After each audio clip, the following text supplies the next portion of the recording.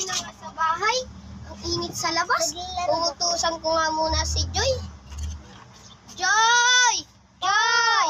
Bili ka nga ng electric fan doon, yung ceiling fan. O ito nga ang pangbayad. Bili ka kay Aling Nena. Okay.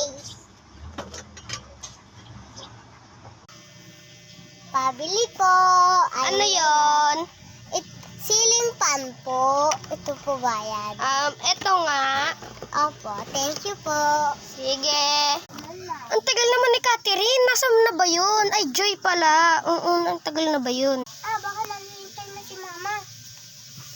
Ay, nandyan ka na pala, Joy. Ba't ang tagal mo? Hindi ko po alam si Aling Nena. May sukil pa po ito po.